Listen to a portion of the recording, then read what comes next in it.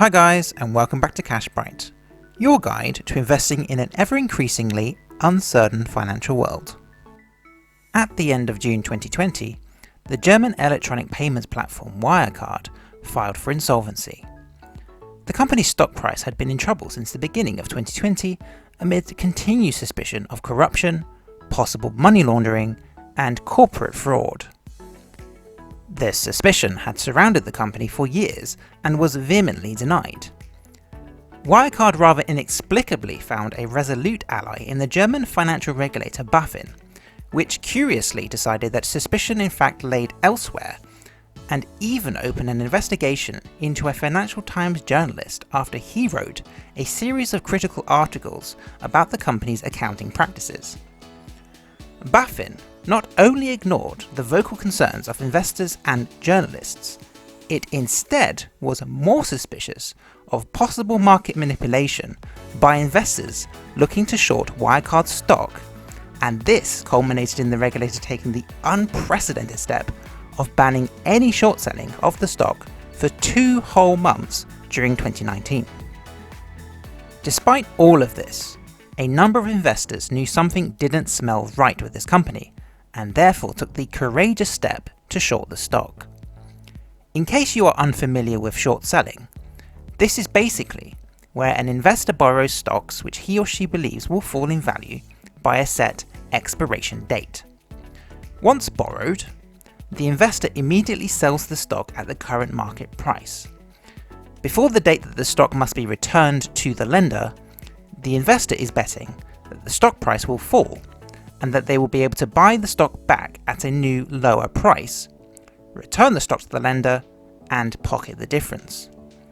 It's a form of speculation which is high risk, but also high reward if you can get it right.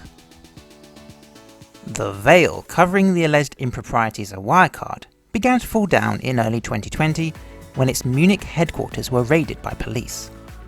The company's auditor, EY, later refused to sign off on its 2019 accounts as the auditor was unable to confirm the existence of $2.1 billion, which were claimed to be held in trust accounts in the Philippines.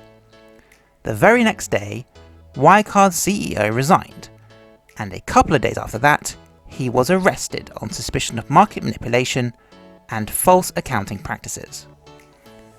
Wirecard were then put in the rather uncomfortable position of admitting that the $2.1 billion likely did not even exist, and BaFin admitted that it did not do its job properly in supervising Wirecard.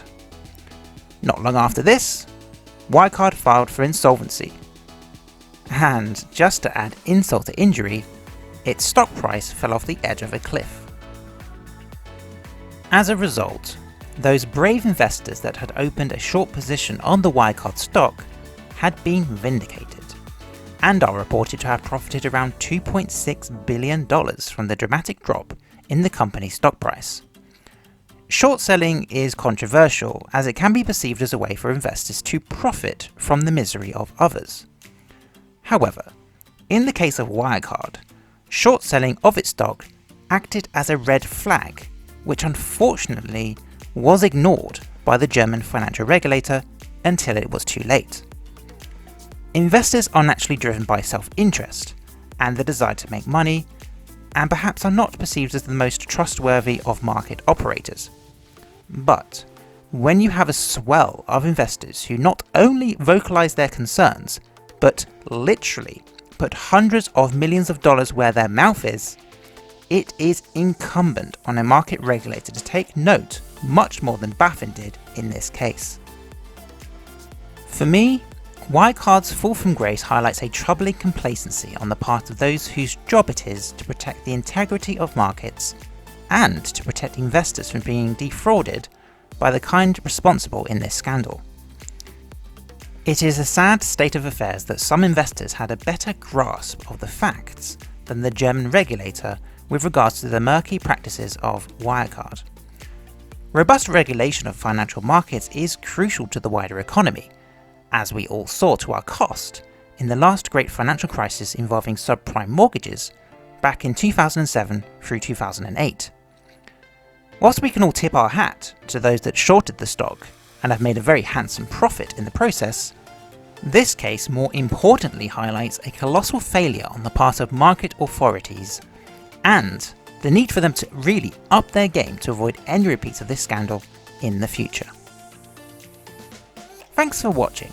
If you found this video to be helpful, please leave a like and don't forget to hit the subscribe button. And until the next time, stay sharp, stay hungry, and stay cash bright.